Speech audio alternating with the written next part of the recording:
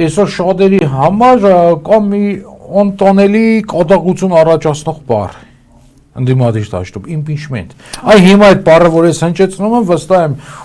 շատերը ովքեր էս պահին օրինակ դիտում են, իրանք անգամից այսպես ցնցման մեջ են ընկնում։ Իսկ ով է ասել, որ այս ժամանակահատվածում հնարավոր չի տա իդեալական կերպով իրականացնել։ Առավել եւս, որ նույն ՔՊ-ի մեջ կա բազմաթիվ խնդիրներ։ Եվ շատ ակնհայտ արդեն։ Եվ շատ ակնհայտ։ Այսինքն, եթե այդ փաստը այսօր չի օգտագործում մի շարք խոշոր խաղացողների կողմից, նշանակում է իրենք ամեն կերպ ընդունում են, ընկալում են Նիկոլ Փաշինյանին եւ հավեսով իր հետ աշխատում են։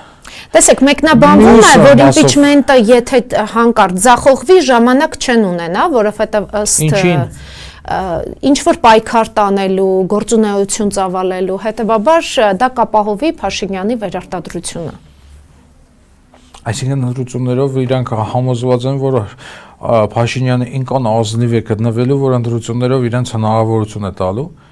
Արդյոք տեսնում եք նախադրյալներ Փաշինյանի ազնվության։ Իհարկե։ Ազնվության, թե ազնվությանը կասկածելու։ Չէ, ազնվության, որովհետև ասում եք մտածում են, որ ազնվությունը հաստատ ինքը երբեք ազնիվ չի եղել։ Արդյոք նույնիսկ յուրայինների հանդեպ ազնիվ։ Յուրայինների հանդեպ ազնիվ չի եղել։ Ավելին արդյոք լինելու է ընտրություններ։ Այս մարդը այն բոլոր կառույցները, որոնք կան ընտրություններ վերահսկելու եւ ժողովրդավարությանը հետևելու, դրանց բոլորի կողմից ունի ստացված կանաչ լույս։ Ինքը ամեն օր սահմանադրություն է խախտում։ Ու իրեն ոչ ոք դրա մասին ոչինչ չի ասում։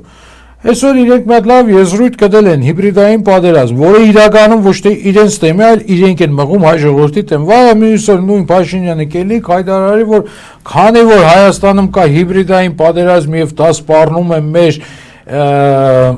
ինքնավարությանը, ուրեմն մենք ընտրությունները հետաձգելու ենք անորոշ ժամանակով։ Դե թող գնան այդ մարտիկ